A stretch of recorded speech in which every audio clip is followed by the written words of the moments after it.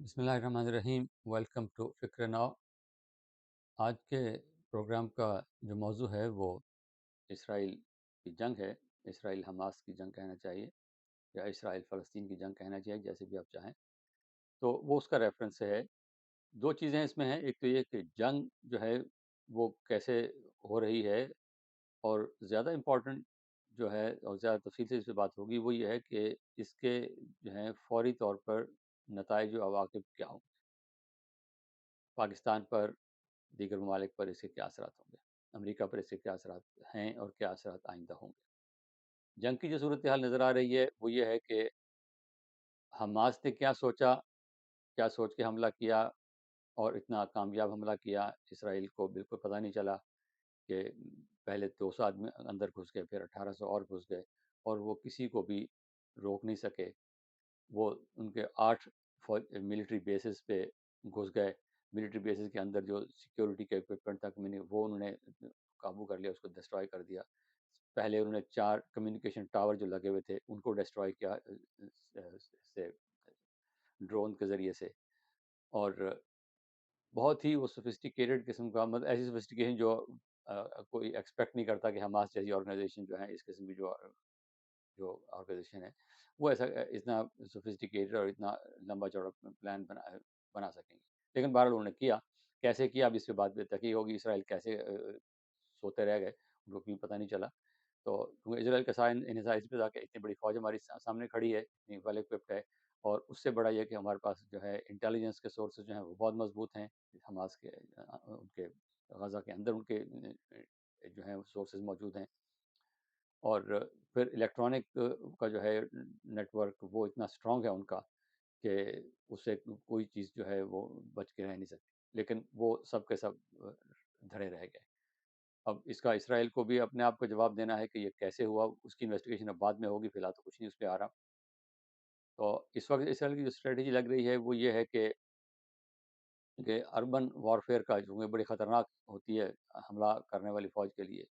امریکہ کو اس کا تجربہ ہوا جب انہوں نے فلوجہ میں، عراق میں جنگ لڑی، تو بہت نقصان اٹھایا، اور بہت دیر تک جو ہے فلوجہ پہ جو ہے وہ قبضہ نہیں کر سکے، اور بہت امریکی سپاہی مارے گئے، بہت نقصان ہوا امریکہ کا اس میں۔ اب اس قسم کی صورتحال سے یہاں جو ہے پیش ہے، اور پہلے بھی جب اسرائیل نے اس پہ حملے کیے ہیں اس سے، تو اسی وجہ سے جو ہے وہ اپنا مقصد حاصل نہیں کر سکے کہ اتنا وہ تنگ جگہ ہے، 140 کلومیٹر کا پورا علاقہ ہے، اور کوئی جو ہے وہ 2.5 2.8 ملین لوگ جو ہیں وہ وہاں رہتے ہیں۔ اونچی اونچی بلڈنگز ہیں، اپارٹمنٹس، اونچے اپارٹمنٹس ہیں، تنگ گلیاں ہیں۔ تو اس کے اندر پھر اس کے نیچے جو ہے بہت ساری سرنگیں بنائی ہوئی ہیں ان لوگوں نے، جہاں سے یہ اپنے خوراک بھی لے کر آتے ہیں، اور ظاہر ہے کہ یہ اسلحہ وغیرہ جو سارا یہ بھی کسی ایسی طریقے سے کہیں آیا ہے۔ تو وہ سرنگوں کا بڑا لمبا چوڑا نیٹ ورک ان کا ہے۔ ایجپٹ کی طرف بھی تھا، پھر بند کر دیا، پھر ابھی معلوم نہیں کیسے ہے، لیکن بہر اس کی جو اخباری رپورٹیں آ رہی ہوئی ہیں کہ وہ ٹنلز کا بہت بڑا نیٹ ورک وہاں موجود ہے، اور اس سے نمٹنا جو ہے وہ ان کے لیے کافی مشکل ہے۔ تو اس لیے اسرائیل جو ہے اس سے یہ کر رہا ہے کہ وہاں سے پہلے لوگوں کہہ رہے کہ آپ سب لوگ نکل جائیں یہاں سے۔ اب لوگ نکل جائیں گے تو پھر اسرائیل کے لیے یہ کہنا آسان ہوگا کہ جی ہم تو سویلین کو نہیں مارے، ہم تو یہاں جب صرف ٹیررسٹ رہ گئے، ہم ان کو مار رہے ہیں۔ اگر یہ سب لوگ نہیں جا سکتے، صرف ساؤتھ میں سارے لوگ چلے جائیں، 2.5 ملین کی پاپولیشن ہے، اور اس میں سے 1 ملین سے زیادہ لوگ جو ہیں وہ یہاں نارتھ میں رہتے ہیں، ان کو کہہ رہے ہیں کہ وہاں چلے جاؤ، ساؤتھ میں چلے جاؤ۔ ساؤتھ میں کہاں چلے جائیں، جگہ تو ہے نہیں کہیں جانے کی۔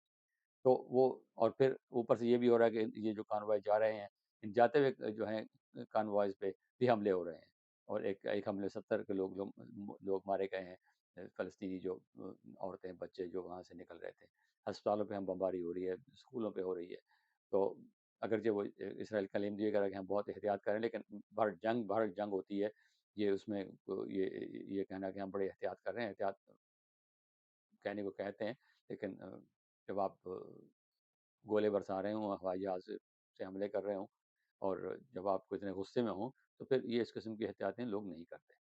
تو اب صورتحال یہ ہے کہ اسرائیل کا جو ہے مدعا یہ ہے کہ اس کو جو ہے بالکل اس علاقے کو تباہ کر دیا جائے فزیکلی، لیکن ان کو جو رکاوٹ ہے اس وقت وہ یہ ہے کہ 150 کے قریب جو ان کے پاس یرغمالی ہیں ان کو کیا کیا جائے۔ اس میں امریکی بھی شامل ہیں، امریکی سٹیزن وہ بھی شامل ہیں، بہت سارے اور لوگ بھی شامل ہیں اس میں، اور ان کو کیسے رہا کرایا جائے، اور اگر ان کو بمباری بے تحاشا کی جائے تو یہ بھی ہے کہ جہاں حماس والے جو مارے جائیں گے تو وہ ہاسٹیج جو ہیں وہ بھی مارے جائیں گے.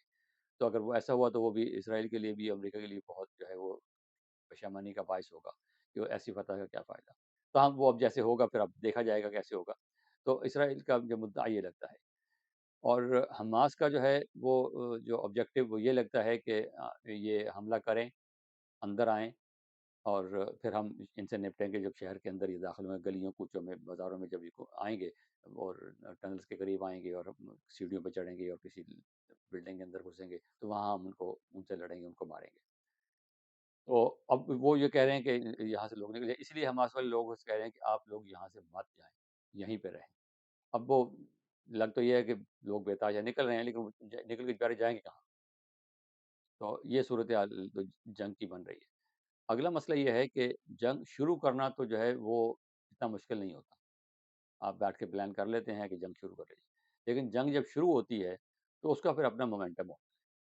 وہ اس کے جو نتائج ہوتے ہیں ان کو فورسی کرنا ممکن نہیں ہوتا. یہ بڑے بڑے جرنیل، بڑے بڑے فاتحین جو ہے وہ اس میں تباہ بھی ہوئے ہیں اور اس میں جو ہے کامیاب بھی ہوئے کہ وہ اس کو کیلکولیٹ نہیں کر سکے کہ اگلا ایک قدم کیا ہوگا.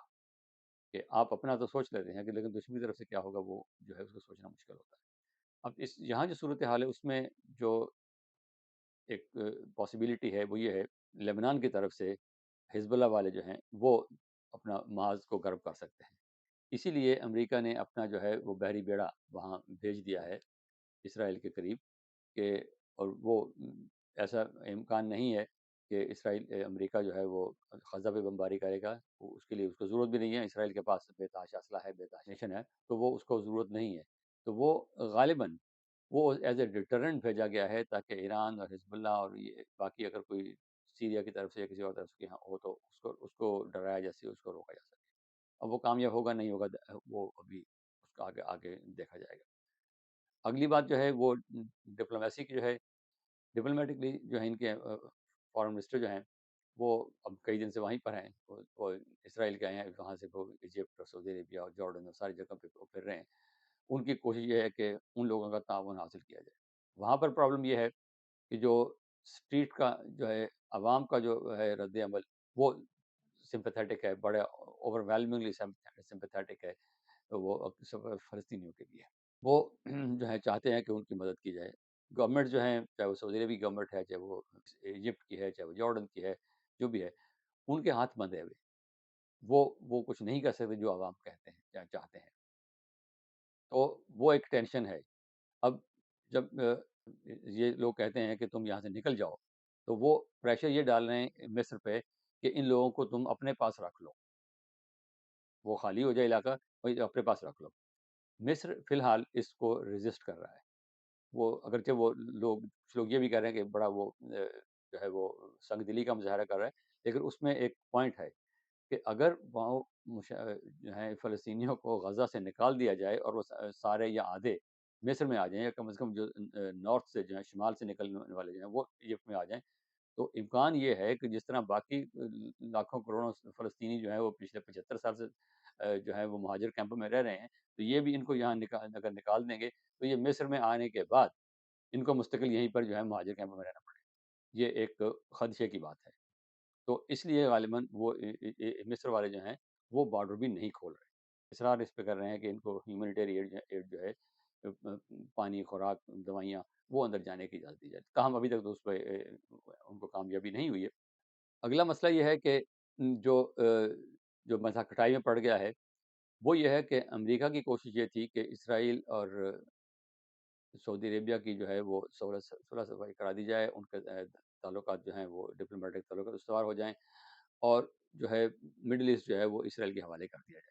اور ایک تو ایران کے خلاف محاذ ہو جائے گا کیونکہ ایران جو ہے اصل جو دشمن ہے وہ جس کو سعودی عربیہ بھی اور اسرائیل بھی وہ اس کو خطرہ سمجھتے ہیں ایران کو. اگرچہ ایران کے اور سعودی عربیہ کے سفارتی تعلقات بحال ہو چکے ہیں، سفارت خانے کھل چکے ہیں، اس میں چائنا نے بڑا رول بھی پلے کیا ہے. اور ابھی جو ہے وہ ایرانی صدر اور سعودی جو ڈیفیکٹو فرما روا ہیں محمد بن سلمان، ان کے درمیان ٹیلی فون پہ بات بھی ہوئی ہے، کیا بات ہوئی ہے ہمیں معلوم نہیں ہے، لیکن ان کے رابطے ہیں. تو یہ اب ایسا ممکن ہے یا نہیں ہے. تو اب یہ لگتا یہ ہے کہ وہ مسئلہ جو ہے وہ فی الحال آگے نہیں بڑھے گا. ختم ہو گیا ایسا کہنا مشکل ہے، لیکن فی الحال جو ہے فوری طور پر اس پہ آگے اقدام نہیں ہو سکے گا. اس کا نتیجہ یہ ہے کہ امریکہ جو یہ سوچ رہا تھا، اور یہ اوباما کے زمانے سے جب وہ پیوٹ ٹو دا پیسفک کی بات جب ہو رہی تھی کہ ساری توجہ جو ہے وہ ساؤتھ چائنا سی پہ اور انڈو پیسفک ایریا پہ کی جائے تاکہ چائنا کو روکا جا سکے. اس سے توجہ بڑھے گی کہ یہاں سے نکلنا مشکل ہو جائے گا. اور اس کا جو ہے فائدہ کس کو ہے، نقصان کس کو ہے، اس کا ابھی دیکھا جائے گا، لیکن کم از کم یہ جو ضرور ہے کہ چائنا کی طرف سے جو ہے اس طرف سے جو ہے پریشر تھوڑا کم ہوگا. اگلا نقطہ یہ ہے کہ یوکرین کی وار سے بھی جو ہے اب امریکہ کو وہ پیچھے ہٹنا پڑے گا تھوڑا بہت. اور خبر یہ ہے کہ روس نے پہلے ہی جو ہے ایک قرارداد جو ہے سلامتی کونسل میں پیش کر دی ہے اس حوالے سے. اور حالانکہ پوٹن جو ہے وہ بڑے زور شور سے نیتن یاہو کی حمایت کرتے رہے ہیں، اس کے بڑے. اور یہ بھی دیکھیں کہ امریکہ کے اتنے قریب ہونے کے باوجود اسرائیل نے روس پر پابندیاں نہیں لگائیں. جو پابندیاں امریکہ نے لگائی ہیں ان کو انہوں نے فالو نہیں کیا روس کے ساتھ. اس کے باوجود اب جو ان کا روس کے لیے جو موقع نظر آیا روس کو، وہ یہ ہے کہ اب جو ہے یہ یوکرین کی اس طرح امداد نہیں کر سکے. خود امریکہ کے اندر بھی یہ اس پہ ریزنٹمنٹ موجود ہے. خاص طور پہ ریپبلکن پارٹی کا ایک بڑا حصہ جو ہے وہ چاہتا ہے کہ یوکرین کی جو ہے مدد نہ کی جائے. یہ ہمارا مسئلہ نہیں ہے، وہ جانے ان کا کام جانے.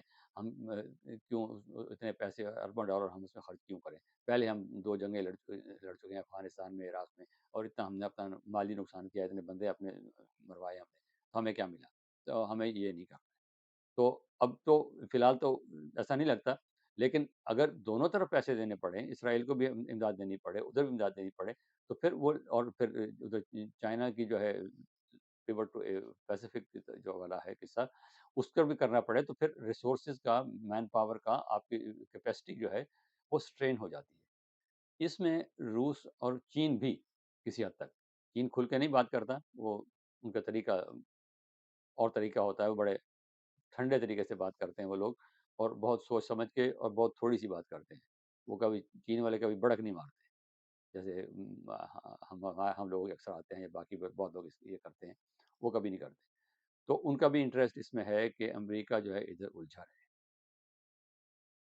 اور اس سے جو ہے چین کو اور روس کو فائدہ ہوگا. ایک اسپیکٹ یہ ہے. اگلی بات یہ ہے کہ وہ جو اتنے زور شور سے شروع کیا گیا تھا یورپ انڈیا کوریڈور، کہ یورپ کو جو ہے وہ، یورپ سے تجارت جو ہے وہ اسرائیل کی پورٹ پر آئے گی، اسرائیل سے جو ہے وہ ریل کے ذریعے جو ہے وہ دبئی اور سعودی عرب جائے گی، وہاں سے پھر سمندر کے ذریعے انڈیا جائے گی.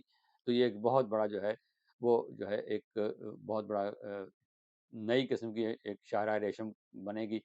چائنا کا جو پروجیکٹ سی پیک کا ہے، یا بیلٹ اینڈ روڈ انیشیٹو جو ان کا ہے، جس پہ اربوں ڈالر نے خرچ کیے ہیں، اس کے لیے اس کا ایک جواب یہ ہوگا. اب وہ بھی کھٹائی میں پڑتا نظر آ رہا ہے. اگر یہاں جنگ جاری رہتی ہے، کچھ عرصہ چلتا رہتا ہے، سعودی عربیہ اور اسرائیل کے جو ہے وہ تعلقات اس طرح آگے نہیں بڑھتے جس طرح کی توقع کی جا رہی تھی، تو یہ بھی جو ہے معاملہ کھٹائی میں پڑتا نظر آ رہا ہے. اس کا پاکستان پہ کیا اثر ہوگا؟ وہ اب ایک اثر تو یہ ہے کہ اگر کہیں بھی جنگ ہوتی ہے تو پہلی چیز تو یہ ہے کہ تیل کی قیمتیں بڑھنا شروع ہو جاتی ہیں، اس کی سپلائی مشکل ہو جاتی ہے، تیل کی قیمتیں وہ جو ہمارے جیسے پاکستان جیسے ممالک ہیں، ان کا جو ہے وہ پہلے ہی جو ہے وہ معاشی طور پہ ٹائٹ ہوتے ہیں، اور جب آئل کی قیمتیں بڑھتی ہیں تو صورتحال اور گمبھیر ہو جاتی ہے. ایک تو اثر یہ ہونے کا امکان ہے. پھر سپلائز جو ہیں یوکرین سے جو ہے وہ گندم، اور روس سے فرٹیلائزر کا جو ہے وہ بھی رکا ہوا ہے. تو وہ اگر ان کو کچھ بہتر صورتحال نظر آتی ہے اپنے حق میں روس کو، تو پھر وہ اس کو ریسٹور کرنے کی کوشش کریں گے. اور یورپ جو ہے وہ ابھی جو ہے کھل کے ابھی تک سپورٹ کر رہا ہے یوکرین کی، لیکن وہاں بھی ہلکی ہلکی آوازیں نکلنے لگی ہیں، خاص طور پہ جرمنی میں، کیونکہ ان کی اکانومی جو ہے وہ ریسیشن کا شکار ہو گئی ہے. اگرچہ وہ ڈائریکٹلی اس کا بلیم یوکرین وار پہ نہیں دیا جا سکتا، وہ کیپٹل سسٹم جو ہے اس میں یہ ہے، جیسے کر رہے ہیں کچھ عرصے بعد ریسیشن آتا ہے، وہ करेक्टिव मेजर्स कहते हैं उसको, सेल्फ करेक्टिंग, तो शायद उसी से गुज़र रहे हैं। लेकिन बहरहाल वहाँ ये मसला है। और अगला मसला जो है वो पब्लिक सेंटिमेंट्स का है। अमेरिका में भी बहुत मुज़ाहरे हो रहे हैं फ़लस्तीन के हक़ में, और उसके इसराइल के हक़ में भी हो रहे हैं। गवर्नमेंट की जो पॉलिसी है वो बड़ी खुल के उनके साथ है। वो दोनों पार्टी जो है रिपब्लिकन डेमोक्रेट बड़ी खुल के उसकी सपोर्ट कर रहे हैं, और बल्कि एक दूसरे बाजी ले जाने की कोशिश कर रहे हैं। और हाँ, एक चीज़ का ज़िक्र करना ज़रूरी है, वो रह गया कि आपको याद होगा कुछ अर्सा पहले अमेरिका और ईरान के दरमियान वो कुछ हालात बेहतर हुए थे। जो अमेरिका के वहाँ कैदी थे ईरान में, और उनके कैदी यहाँ पे थे, वो आपस में उनका तबादला हुआ, और 6 अरब डॉलर जो ज़ब्त किए गए हुए थे ईरान के, और वो न्यूज़ीलैंड में पड़े थे, वो रिलीज़ कर दिए गए थे कि वो कतर के पास आ जाए, क्योंकि कतर ने सारा ये मीडिएशन कराई थी।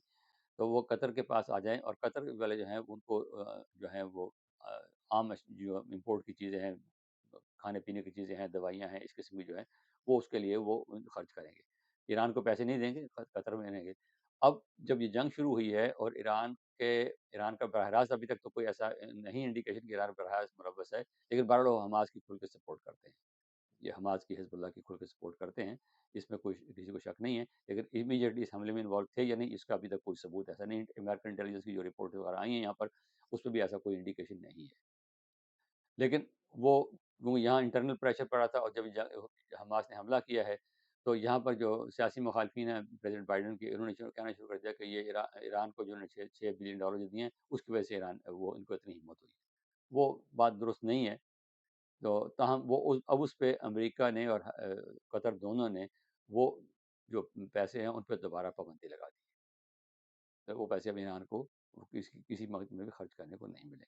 तो पाकिस्तान के लिए जो मसाइल हैं वो यही है कि उसको अभी तक बैलेंस रखना पड़ेगा। चीन के साथ उसको जो उसका रिश्ता है वो मज़बूत मज़बूत है, और मज़बूत तर ही रहना पड़ेगा, उसके बगैर हमारा गुज़ारा नहीं है। और चीन के साथ हमारा ताल्लुक जो है वो अभी कोई सीपैक से शुरू नहीं हुआ। हमने सन 50 में इनकी जो रिवॉल्यूशनरी गवर्नमेंट थी मौजूद की, उसको तस्लीम कर लिया था। बाकी दुनिया ने तो जाके 60s में जाके कहीं किया है, लेट 60s में, हमने उसी वक़्त तस्लीम कर लिया था उसको, और सन 50 में। और फिर सन 62 में हमने उससे बॉर्डर भी उससे जो है डिमार्केट कर लिया। तो वहाँ पर हमारा उनके साथ कोई बॉर्डर का भी कोई मसला उनके साथ नहीं है। ट्रेड वगैरह का भी जो है हमारा सही चल रहा है। तो वो हमारे जो है, लेकिन eight at the same time हमें कुछ ऐसा करने की ज़रूरत नहीं है, यूनिलैटरली कुछ करने की ज़रूरत नहीं है कि हम जो है वो किसी की हमायत या मुखालफत कर सकें। इसराइल के साथ जो हमारे ताल्लुकात हैं वो सबके सामने हैं, हम इसराइल को तस्लीम नहीं करते, और उसका जो हमारा ऑफिशियल स्टैंस है वो सबके सामने है। जो पाकिस्तान कर सकता है, जो करना चाहिए, वो ओआईसी के थ्रू है, ऑर्गेनाइजेशन ऑफ इस्लामिक कोऑपरेशन जो है, उसके तहत जो है वो उनका इजलास बुलाया जाए, वहाँ से बैठ के जो है इसको मसले को हल करने के लिए अपनी आवाज़ उठाई जाए। अगरचे उसमें ओआईसी का जो कितना वज़न है, कितना कुछ कर सकते हैं, वो तो सबको पता है। लेकिन फिर भी बहरहाल आप जो बॉर्डर स्टेट्स हैं, ख़ासकर मिडल ईस्ट में इमीडिएट स्टेट्स हैं, सऊदी अरेबिया है, इजिप्ट है, जॉर्डन है, ये ईरान बहुत इम्पोर्टेंट मुल्क हैं इस मामले में, और इनको एक ये जो है मुतफ़िक़ा जो है वो स्टैंस लेना चाहिए, और ओआईसी का जो है एक अम्ब्रेला मुहैया करता है, उसके तहत जो है वहाँ पाकिस्तान को एक रोल प्ले करना चाहिए, और जंग बंदी के लिए बात उठानी चाहिए कि जंग जो है वो ख़त्म की जाए, और उससे भी पहले ये कि जो लोग वहाँ पर हैं उनको ह्यूमैनिटेरियन एड जो है वो मुहैया की जाए। तो ये अब बात यहाँ पे ख़त्म करते हैं। इस मामले में कोई क्वेश्चन वगैरह हो तो प्लीज़ हमें हमें लिख भेजिएगा हमारे यूट्यूब चैनल पर, कमेंट्स में हम आपको बाकी सवाल का जवाब भी देंगे। बहुत शुक्रिया, खुदा हाफ़िज़।